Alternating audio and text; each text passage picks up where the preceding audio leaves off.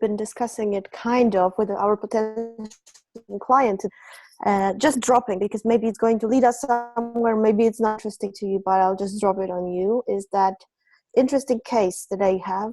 He is afraid of introducing remote work, because what he likes in being co-located is that like super easy thing that they can just talk to each other anytime. So that the one guy shouts, "Hey, Victor, how do I do that?" And then the other guy in the same room answers. So he's kind of afraid that not having that, just being in remote, it's going to break the connection.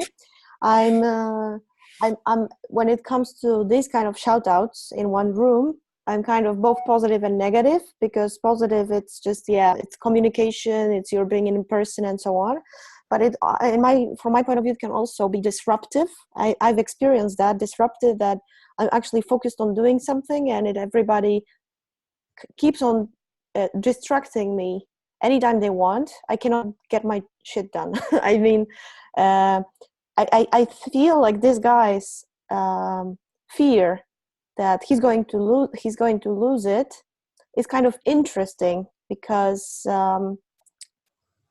maybe there is just something to win, not to lose. I mean, being more focused.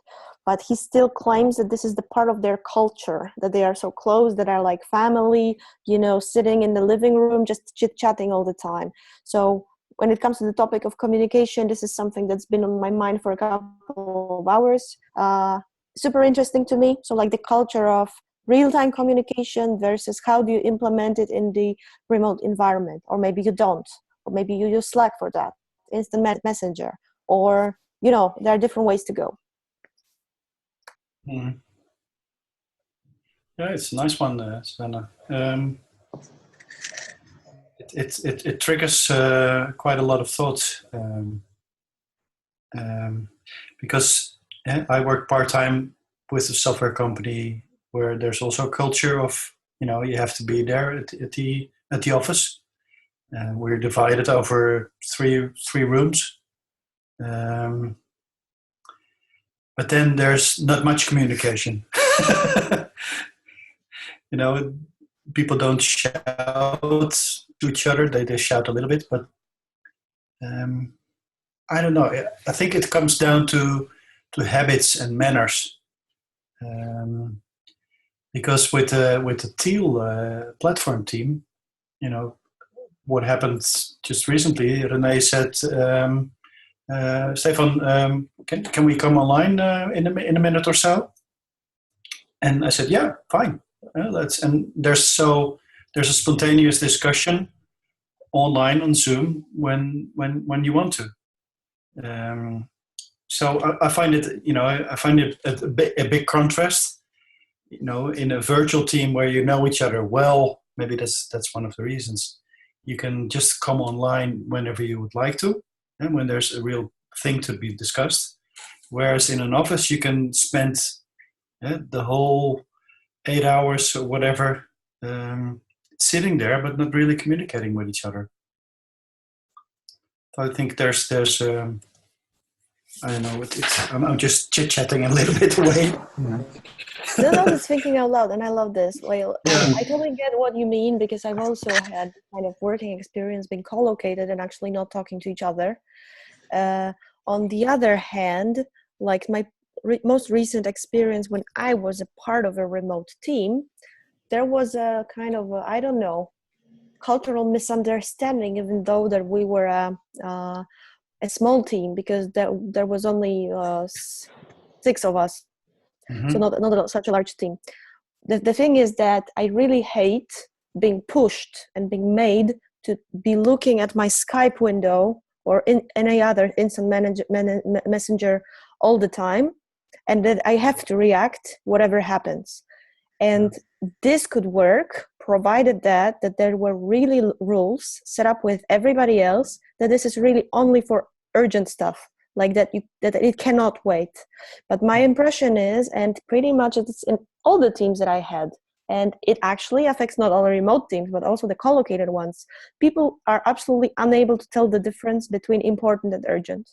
So that's my impression. So they were writing about stuff that is not urgent on Skype, whereas I'd expect, from my understanding of how tools work, Skype chat would be for something that requires immediate reaction. Otherwise, you would drop it in some other place. But this is my understanding, and we could not find common ground for that, so to say. Because in this case, like really, I was receiving freaking notifications every 5 minutes, or even more often. Like there was a whole discussion thread, and if I muted the notifications, that's always possible, but then there is actually a chance that you are going to miss something important, because people cannot tell the difference. So to me, this was like, in my case, this was a painful experience, and I'd love to have for that, even to implement it for myself. And this is where I think it's, the big difference between being co-located in person and being a distributed team arises. Because when we're in person, there's a lot of actually communication culture, which is built in at a physical level. I can see across the room, if you're in the middle of something and you're doing it, I will not disturb you, right? Or if you're, I don't know, if you look tired or whatever, I'll think twice about approaching you. Or I can see if you're hanging out there chit-chatting with somebody, well, then obviously I'm not going to disturb you by coming up and chit-chatting with you also. In online tools, we don't have these kind of cues. We miss a lot of cues, which is why we have to be much more explicit about having a conversation about what the communication culture is in the group. And actually, it might feel a little bit weird, but you have to really probably write it down and specify explicitly, what the expectation is. I think Lisette talks to her in some of the interviews. She mentions that. I think Atlassian do that, and there's a clear written expectation of, what the expected turnaround time on an email or on a Slack message or whatever is. I can tell you the way I practice it, and actually we didn't define it in our team, but it kind of, I think, turns out that way. In Slack, there is kind of public channels, or you can message somebody directly. So for me, if it's in a public channel, then it's, not urgent. And if I need you, I'll message you directly, probably call you if it's really urgent. And if the server is down, I'll call you on your phone, which is a whole other separate channel. But yes, each team needs to define it. And going back, circling around to what you were talking about, the team that's going from being used to an office, working together in an office, to working in a distributed way, I think one fundamental thing that you need to do in order to create an effective distributed team is to really think seriously and don't assume that communication will just happen. As you guys pointed out, in person, it happens or it doesn't happen. And there's also lots of, small things, like some people are negative, but they kind of smile when they put you down, all kinds of little, not positive communication things, which you can get away with because you cover it with body language, or ha ha ha, I slap you on the back when I call you an idiot. Oh, you fucked up again, Stefan. Ha ha ha ha. But in an online communication, if I write that, you will be hurting for days, and there isn't, you missed the kind of covering it up. So you can't get away with small flaws in communication. Every word that you write has much more weight than a spoken word, because there's no body language and all the other things to go with it. And you can't just assume by throwing people together in a room they'll be communicating and they'll kind of sort it out. Because they're not. They probably won't. If you don't take communication seriously in a distributed team and have a conversation around it, not even necessarily, I think if you write down expectations, it's good, but at the very least, I think you have to have a conversation with the team. What are our expectations? Work.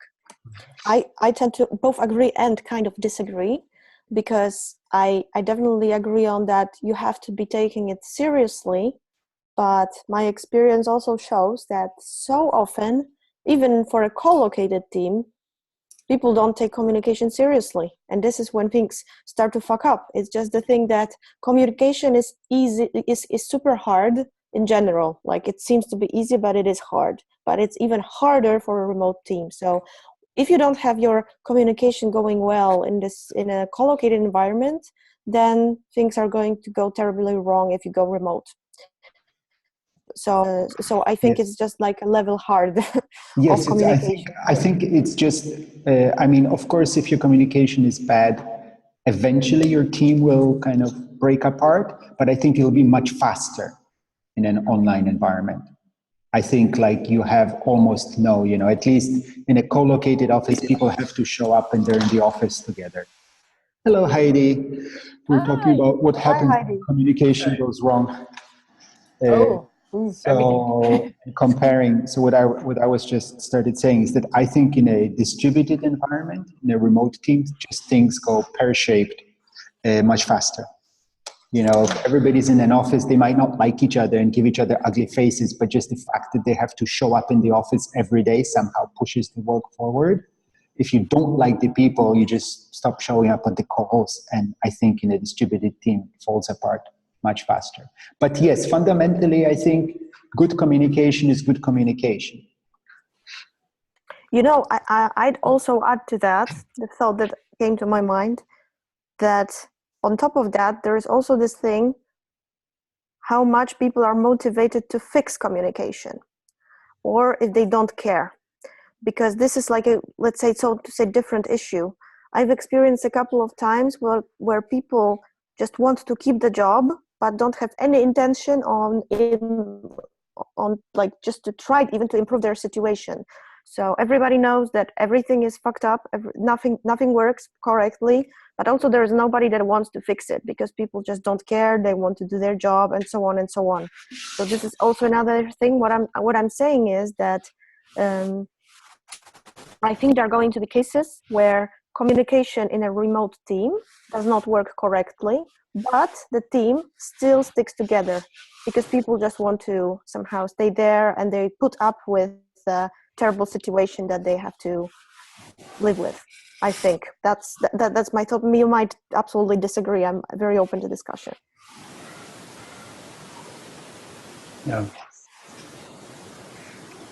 So I just heard in the last 10 minutes some really good things.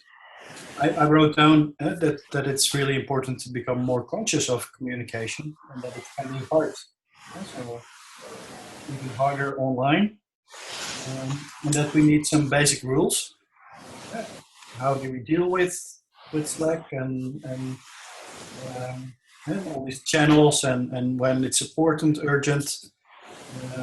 And I think what's really important is that we have to look at the practices that we have. So how do we do a World Cafe online? We have to, become more knowledgeable out of those practices, of those communication practices, or what kind of practices are there? Collaboration practices.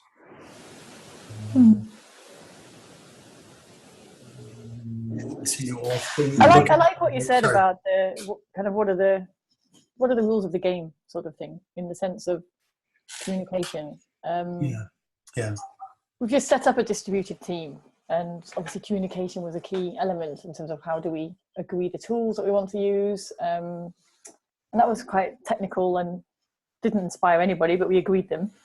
But what was really important, I think, to get the group working well together and communicating properly was to agree those common values and agree what the ground rules are in terms of how we want to communicate, what do we think is important to us, and making sure that when we agree those values, that we come back to them if anything goes out of line from those and say, well, actually, that isn't in line with our value to do this, for example. And then just, bring it back in and call it out. When it's That's super cool, Heidi. But who does that? Who points out, hey, we are actually far away from our values right now? Who deals with that? Whoever notices it. We have an agreement so that they have they don't have to call it out if they don't want to, but we prefer it if they do. So if you notice it, then you should call it out. And you might say, I'm feeling really uncomfortable. I can't really say what it is. and say, well, okay, let's discuss it. And then people tend to flush it out. So it's a responsibility. It should be the responsibility of the person that notices it. Yeah. And people do call it out. They do, raise an issue if there is one. That's awesome. Really nice. That sounds like healthy communication. So congratulations on that, because I think that in many cases it doesn't work like this. At the beginning, you agree that if anybody notices that they feel uncomfortable or something is not in line with the rules that you agreed upon with, then everybody knows this, but nobody actually does this in the end. So super good to hear that there are practical examples of this kind of process working, actually. So I think the reason it worked so well was because of the way we agreed those values in the first place. Because I've seen it before where the values are like, well, okay, here they are. Anyone disagree with them? No, fine. And then it didn't really come from the people themselves. So we actually set them by saying, well, what are your personal values? Give us your 3 personal ones and bring those to the table. And we did those in small groups, like a liberating structure, to then say, okay, let's agree what we think as in teams of 2 or 3, what our common personal values are together, and then do it as a group. There's only 8 of us or whatever in the group, so it was quite easy to do that. We took maybe an hour to come up with the common values. And then we found that when we talked about it from a personal level and not from a typical professional values level, then it was more meaningful. And then you're more likely to call it out because it comes from the heart.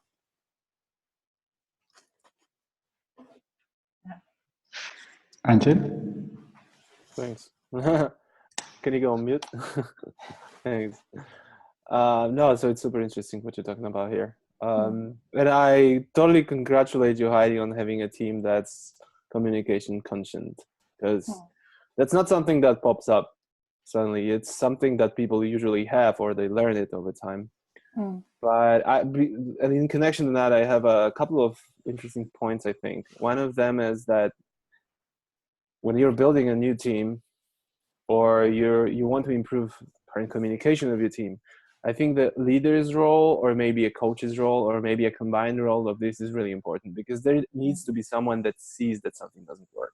And communication is not something that you see with your plain eyes. It's something that is hidden, usually between people. Sometimes it's between individuals. Sometimes the whole group is dysfunctional. Yeah. When you talk about communication, there needs to be someone that takes it up so that the problem bubbles up. And that someone could be a leader. So I think that the role of a leader in shaping the communication culture is really important. And whoever that leader is, right, that could be a team member, that can be an actual manager or a leader, that could be a coach that works with the team. But somebody needs to show the people, hey, you might have communication problems and you're not aware of that. And people a lot of people I've been working with, especially in the IT industry, so developers and the IT people alike, they are really kind of not, they don't have the ears, the antennas to see that kind of problems. They feel the problems are elsewhere, but not in communication. And those people, they are not easy to talk about their values. This is something that even, they couldn't be doing that even remotely without the training, without some exercise. So leader is number one. The other thing, I guess, is cadence, which is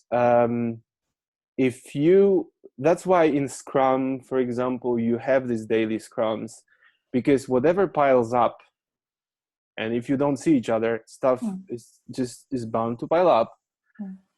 That kind of daily meeting is a cadence for the team to discharge any negativity or the unknown, or they call it VUCA, I think, which is a term that explains the uncertainty and the vagueness that make people less engaged and probably quit their jobs as well.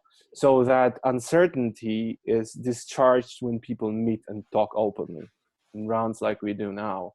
So cadence is really important when you talk about communication. And also presence is very important, because people tend to create mental models of each other. And if you're online, it's really difficult to create a mental model of anyone, because you just don't have enough information about that person. Right? So I think any kind of exercise that you do with your team in the beginning, such as personal maps from Management 3.0, that could be personal maps where people are drawing, telling a few interesting highlights about themselves, and then they kind of work through it in pairs and groups, when they can get more information about each other, this makes them create their mental maps. Yeah. So it's easier for me on Slack to talk to someone when I know something about that person, because, for example, I know that they love chatting, whatever. That might pop up in the exercise in the beginning, but the mental models and the presence is really important. And I think communication in a distributed team, if we assume that a team has a manifesto, I think communication and how we communicate should always be part of that manifesto for a distributed team, because communication is so important. So that's why we probably should clarify how we're using Slack. What Victor said is really interesting, because he said that on Slack, if I'm writing something, if I'm writing someone in a personal message, then it's urgent. If I write on a public channel, then it's not urgent. And that's how the guys, Victor and the guys, are handling this issue. But for me, for example, and that's why it's good to have a common understanding of what Slack is for, is when I'm writing you on a synchronous channel, such as instant messaging, and Slack is instant messaging, everything is urgent. Okay, we could create a separate channel on Slack called Help, which is super urgent, and people are just asking others for help. Because in a direct message, yes, I might know that I need help from exactly that person, but a lot of times I don't know who can help me, right? And writing on a channel and on a public channel for people to help is always urgent. And that's why you have synchronous channels versus asynchronous channels. And asynchronous channels is the important stuff. So you have urgent and important, like Susanna said. And important is something that needs to stick and doesn't get buried up like stuff on Slack gets buried up very easily. So for that, people in remote companies I've read about, from their own experience, they're using, for example, discussion groups. But I've been using Google Groups for that, because I want people to be able to, anytime they want, today, tomorrow, or a year from now, be able to see an important announcement, an important information, an important call for help that's not urgent, that sticks on that board. And that's why, I mean, email, that Victor definitely hates emails, and most people hate emails, and I'm happy about that, because I feel email sucks most of the time. But I also think that email is a great representation of asynchronous channel. It sticks. You can always find it there in your email box, right? Not on Slack. And that's it, I think. That are the points I want to go through. I love this discussion, by the way. Yeah, it's nice. I was thinking from an urgent perspective, I always pick up the phone. Can I speak to one thing? Because actually I think the disagreements that we have is the most interesting part. And I disagree strongly with one thing that Andrzej said. So I would like to bring it up. Because I also work with IT teams, and actually we share a project with Andrzej, so he knows some of the people I work. And this idea of communication not being well, not going well, people not being able to detect it, I disagree with that. I think all of us feel it in our gut. But because so many people are not in touch with their feelings, we feel something is wrong, but I don't know, we just go out, have another drink, have coffee or whatever. So I think, it's like a stink, right? It's kind of hanging out there. We just don't really know how to detect it or deal with it or whatever. And I think even insensitive, even the IT people kind of have a sense. Also, what I have experienced in some settings, there is this macho culture. And macho culture, there's definitely macho culture in many IT settings. And, good communication, being nice, saying thank you, being warm to each other is looked down upon. And I think that particular kind of macho culture really does not translate into distributed teams. I mean, I can see how it works for military units and football teams. It's a very particular environment, and maybe it makes sense, but I don't think it's translatable into online communications, where we do have to be quite proactively nice to each other. And what you said, Susanna, about people are not used to having these kinds of conversations about communication or about values. Well, this is what I believe, having the little that I've studied about distributed teams, is that we all need to realize that working remotely in a distributed team, it's a new skill. We don't have it. Honestly speaking, most people suck at communication to begin with, but at least we assume we can speak, we walk into a room, we can communicate, even though it might not be true. Well, in online remote teams, it's 100% not true. We don't have the skills. If you assume that you have the skills and it will kind of work itself out, sorry, you have a high probability of failure. So if we approach it as a new skill, and I think this is kind of our role here as idea leaders, our role as coaches, mentors, or whatever, is to create frameworks that people do start having this conversation, how we communicate, do start realizing that they need to create these communication standards, do start having conversations about values. And actually, I was a little bit afraid with my technical team, which is also culturally very not soft. But we had a very nice communication about values last year at our in-person retreat. And we went through it, and it was very rich conversation in the end. It's a separate question how to keep that alive. I love it that, again, you, Heidi, hey, you have a team where people call out when values are not being lived up to.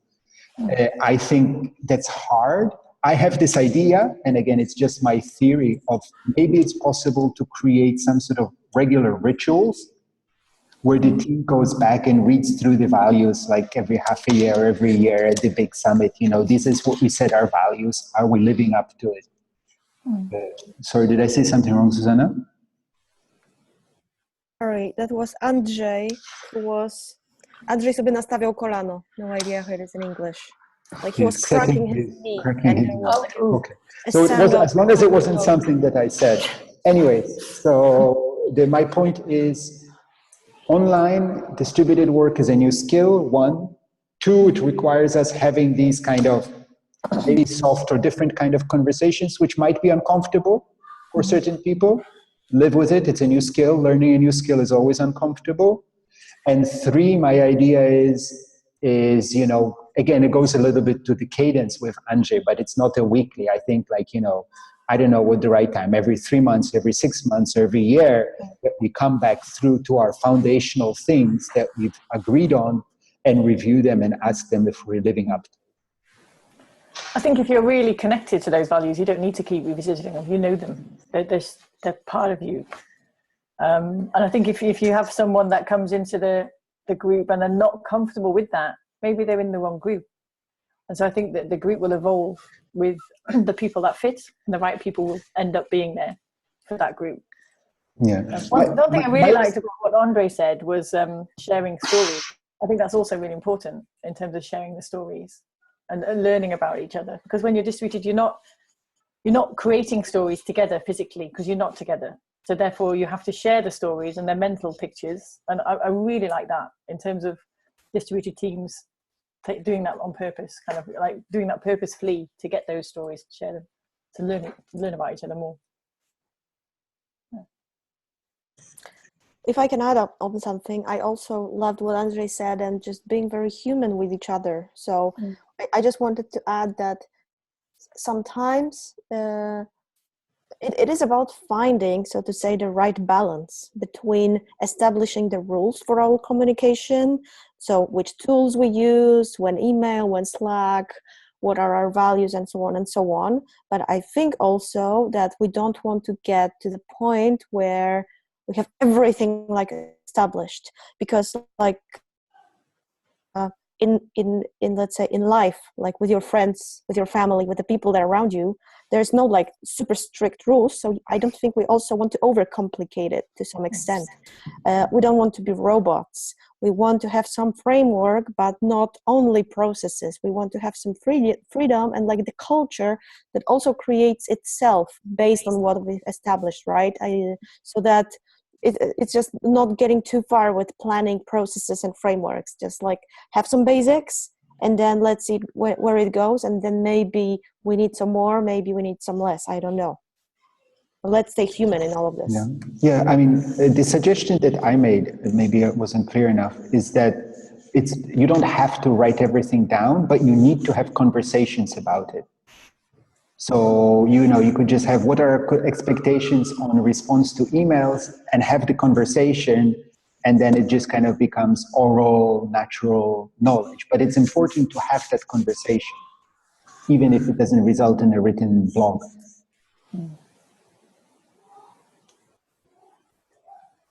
Yeah, I agree. The conversation is very important. I think you should write the core things down as well as a reference. I think it solidifies it when it's written down. If it's a conversation, you might misinterpret, or you might have a difference of perspective that's not clear. But if you write it down and agree on it written, then it's there in black and white. There's no question as to what we agreed. By the way, one thing I wanted to comment, Heidi, is when going back to the values, in my experience, it's usually not that people disagree with a particular value, it's that the understanding of what does it actually mean and how does a particular value translate into our daily work. There's so much interpretation and all of that. This is where I think the conversation is useful. Yeah, don't disagree with that.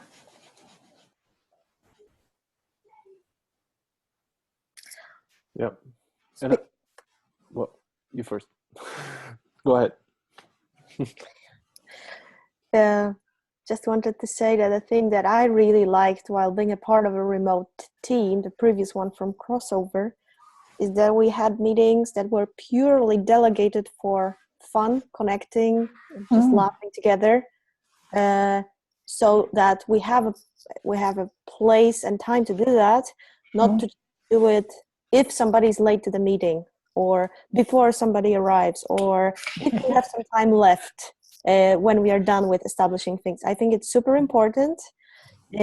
Sometimes it can be not very natural in the beginning, especially if people have not met, but it's super important. And like the team that I worked with was a living purpose for the fact that it's absolutely possible, because at some point we were sitting with beers and some alcohols, the ones that that did not have 8 a.m. in the morning, were grabbing just beer, and we were just talking like having a small party, and it was amazing. And it was so exciting that I remember myself taking screenshots of all the laughing faces in the meeting, because it was so sweet to have everybody and just share some personal stories, or laugh at clients, some morons that we've been working with, just like super informal kind of meeting. I totally recommend that.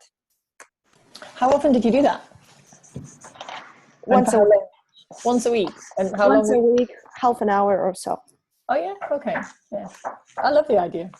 Yeah, this comes out in everything that I read, and it's super important. The way I describe it when I talk with people is that I guess many people have experienced lots of really bad meetings, and there is a lot of trauma in the world around meetings. So there is now this backlash movement of like making meetings hyper efficient, which means boom, task, boom, boom, boom, boom, boom, done, go home.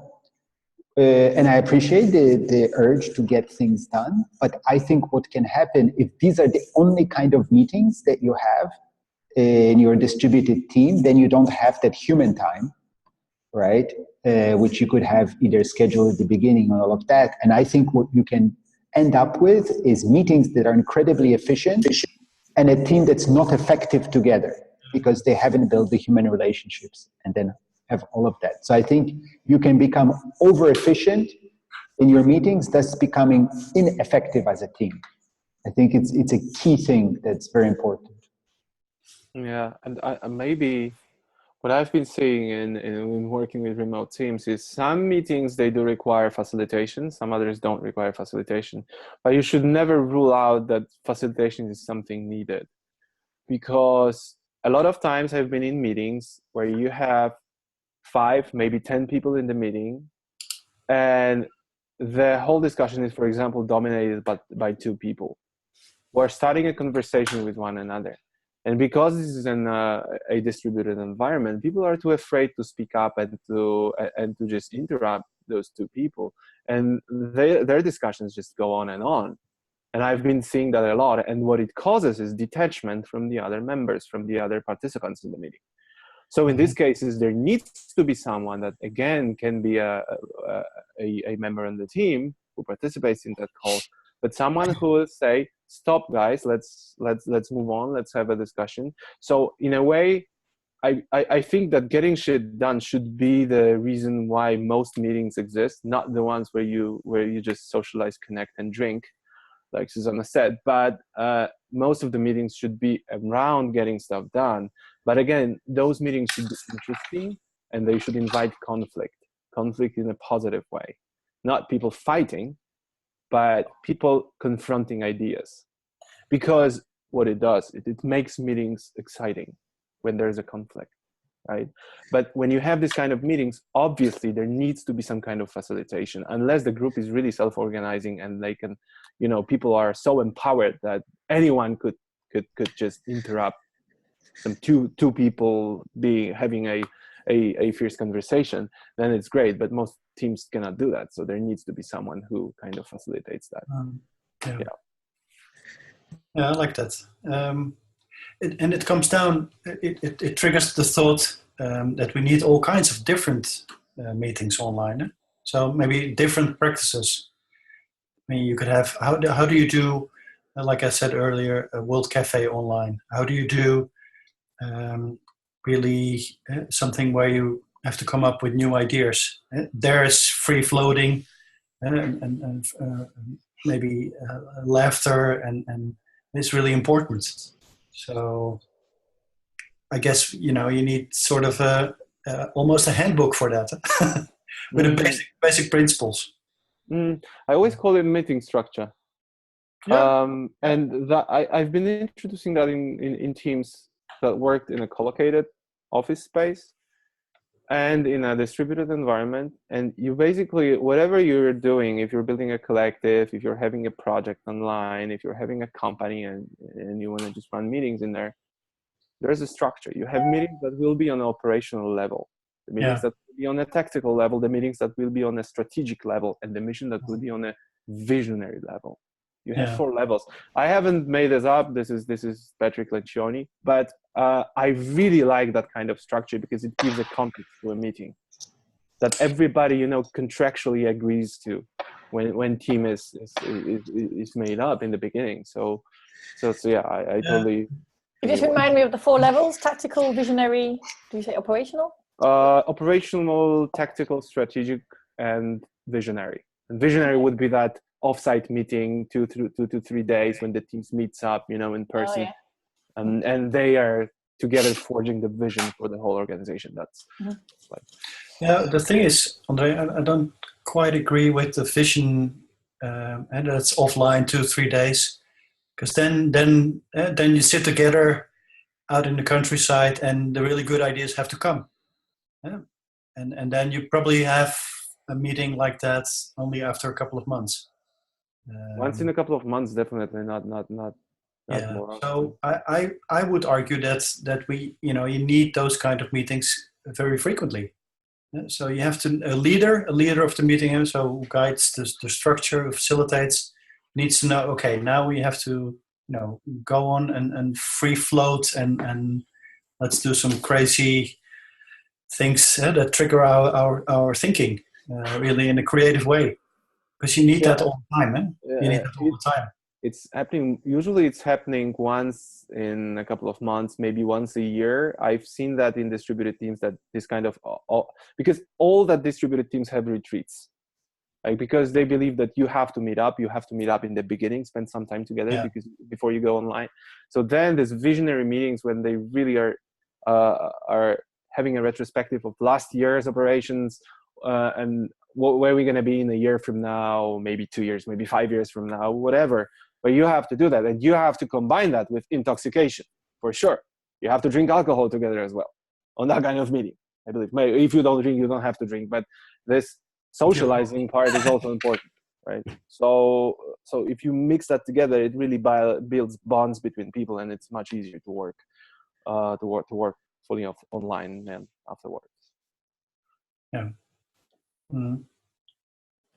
Yeah, we in our distributed teams, we also meet remotely every 2 or 3 months. Yeah, maybe not everyone's there, but the majority are there, and it might be different each time, but we try and get together. Yeah. How does it work out for you?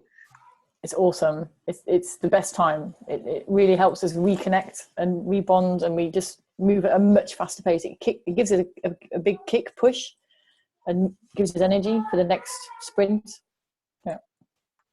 I saw the same thing when I met offline with my team at Crossover. So the most recent case, it was amazing because the communication went so smoothly.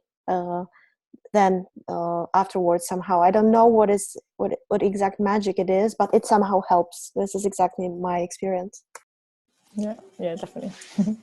Yeah, I think it's, we plug into those standard communication skills that we have built in as humans.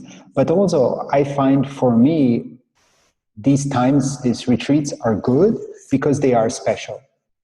So we do value each other. If we're sitting next to each other in the office, oh, you again.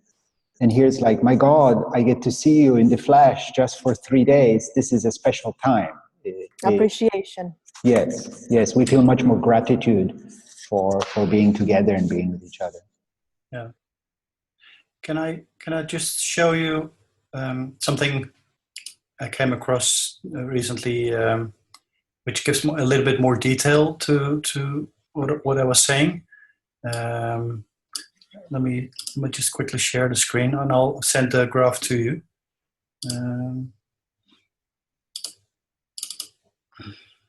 Can you see it? Yes. Okay. So here are 9 different kind of practices where you can do or use when accelerating performance. But performance in an efficient, more in an effective way, I would assume. I haven't gone through it in detail, but I think for this for our group, I think I would do. So this is from Deloitte, the Center for the Edge, where John Seely Brown and John Hagel are working. 2 guys I really admire for their innovative way of thinking. I think this will give detail to what we have been discussing, and like I was saying, the different kind of things you can do. At a certain moment, you need to provoke people, and being really conscious of this, will make us very effective leaders of meetings. So everybody's gone quiet now. Susanna, you wanted to say something? You had. I unmuted myself first. Do we have a place where we keep these kind of things? Because it would be awesome to have that for reference somewhere. We have a Google Drive. It's got a library folder, or at least it should. Yeah. I'll put the whole paper in. Let's put it there because. And I'd love to take a look. Yeah, there's one more because here I see the lower left, cultivate friction, which links into something. I guess what Andrzej was talking about inviting. I don't like the word conflict, but differing opinions to really come up and be fully examined. And I think one important idea is that yes, we want to have strong, good conversations. But because, if we go into a regular meeting and we're co-located, I can yell at you and whatever, but I know that I'll see you again in the office afterwards and say, Stefan, sorry, I acted out a little bit, or, I still love you, you're a good guy, that was a stupid idea, but, we're still pals, right? And you'll say, yeah, such a bastard, but okay, all right.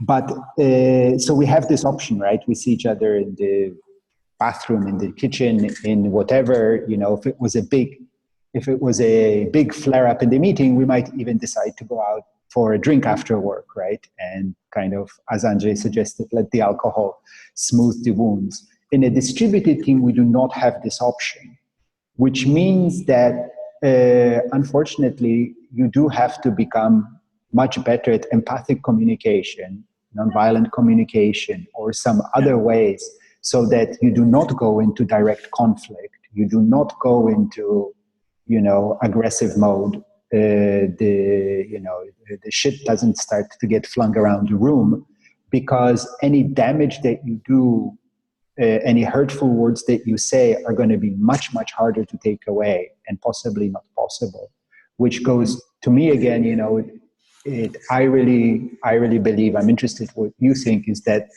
remote teams do call for and require everybody to have a much higher emotional intelligence, much higher level of empathy in their communication. Yeah, I agree, Victor. But I was also thinking, if you really like be teal and know what communication is about, and that, then it's fine. I mean, you can say, Stefan, you're a nutcase. I will say, okay, thank you. I won't be offended that easily. So that there's a difference there, I guess. Yeah, but I agree, Victor. Yeah, I think that's also why you need the online fun meetings. And I like the three levels. So fun, content, and reflection. You can use reflection. Say, okay, is this really going well? You can have separate meetings for that, but you can also do it at the end. Check out, reflecting. So it will be double loop learning, more or less. Yeah, I think the reflection and evaluations and peer reviews as well. I think giving that feedback is really important. By the way, I much prefer the expression feedback and 360 degrees feedback. Yeah.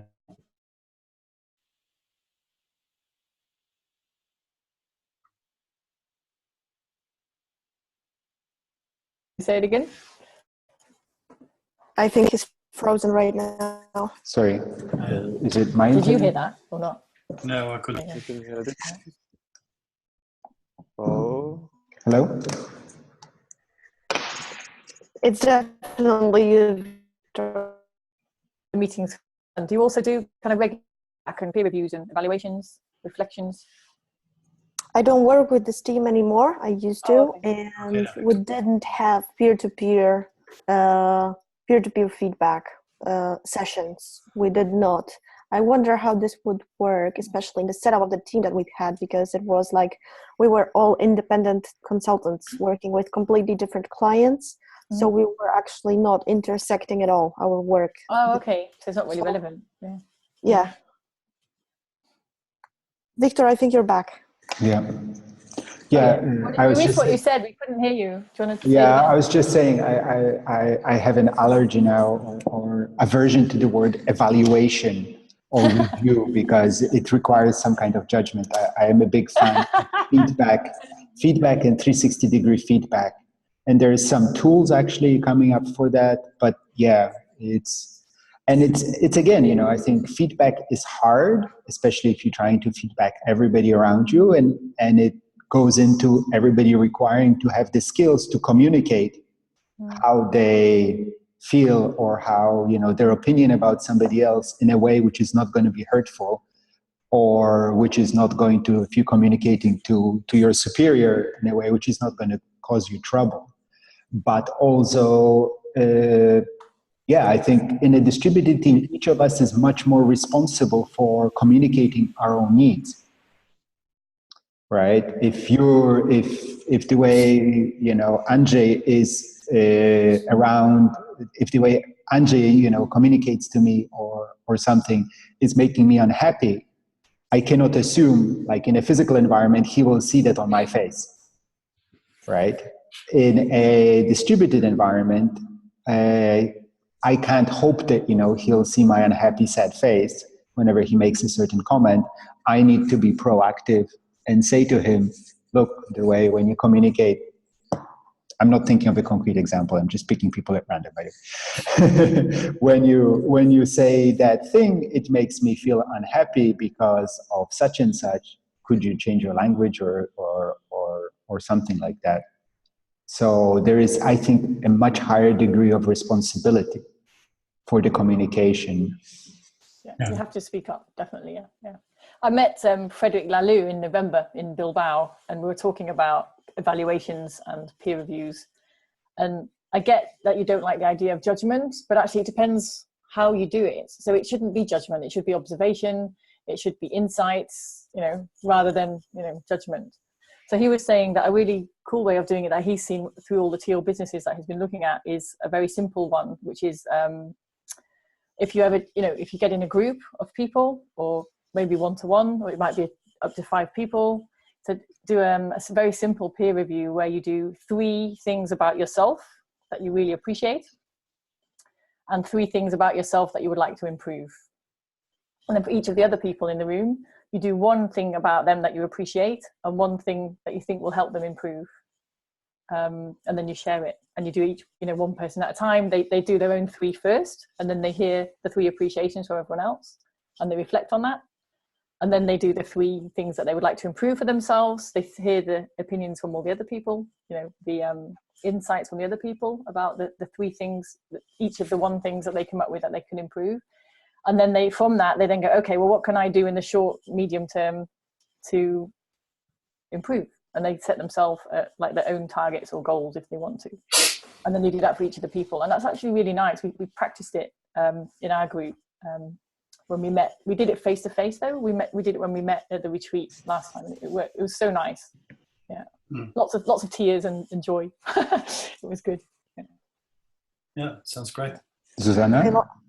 I loved what you described, Heidi. I think it can be super cool. I'd love to test it someday on myself, or just to see how it works. I just wanted to add a couple of things on what you, Victor, said. So I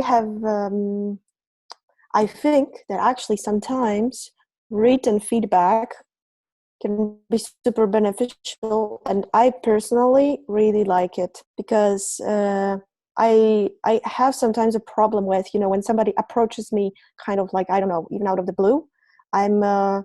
I'm afraid of my own reactions. Usually I'm kind of person that either fights or flees immediately.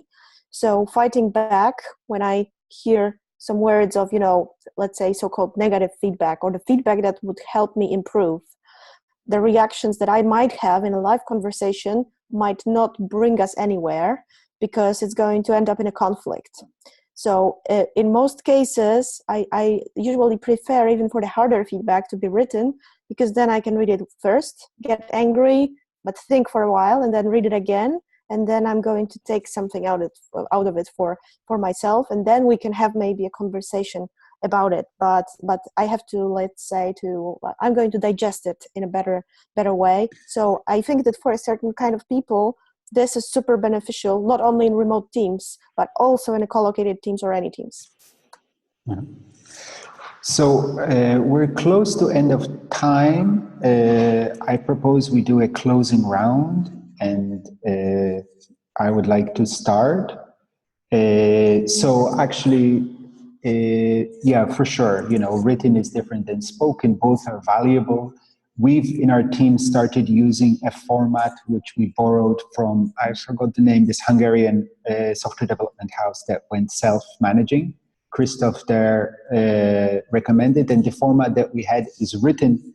Written feedback was private, from person to person, and then we did the public round of speaking in front of the whole group, similar to what you suggested, Heidi, and then you have both. You have the private written one and the public one.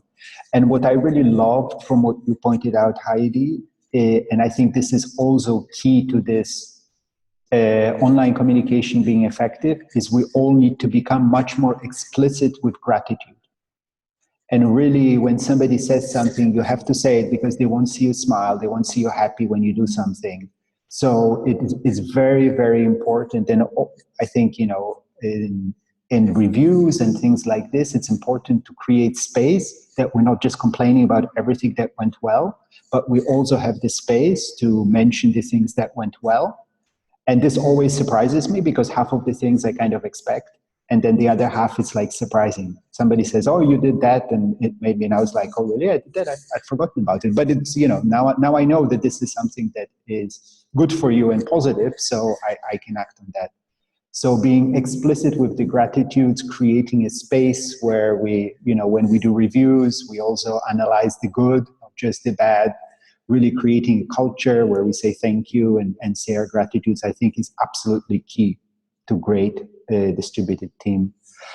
Communication, I will just go around whatever. Susanna. This is kind of a checkout or a summary. Checkout. Checkout? Checkout. Okay. So I love the meeting. I'm very happy I joined this week. I feel super energized actually to discover a little bit more. There are a couple of ideas that I think I'd love to explore a little bit more. So I'm glad that this meeting is recorded. So I think it's super cool. And yeah, thank you guys for being here. I actually think that meeting in 5 people is pretty much optimal. I mean, because when it's 10, it's actually not enough because everybody stands to speak 2 times during the whole call. And now I felt like we are actually having a discussion, so I can address something that somebody said, or comment on something. And this is kind of real talking about communication. Yeah. So good topic. Thanks, guys. Andrzej. I love the conversation. It was really good. I think it's value in itself. If you tell me now, Victor, that the only product of having this group is recording this kind of conversations and then putting them in the air somewhere, I would be happy. Because I think this is a real collaborative conversation with some very interesting ideas. And one of the ideas that stays with me after this conversation, and what I think is like the key point here, is that we have to educate people that communication is not just a buzzword. It's about chemistry. Therefore, it's really difficult to address. And a lot of people are really, even if they have a gut feeling, they do not really vocalize that. So most teams are still blind to the problems that stem out from bad communication. We have to approach it scientifically, maybe, and we have to approach it psychologically. And that's what a lot of people are afraid of. But that's what matters. And if you tackle that right, I think we can really help teams get much better communicate, and then hopefully at some point be able to control that and feel that and sense that, have that collective power to feel what's wrong and what's right in communication themselves, self-organizing. So thank you guys for the meeting. I loved it. I'm looking forward for another one. Stefan?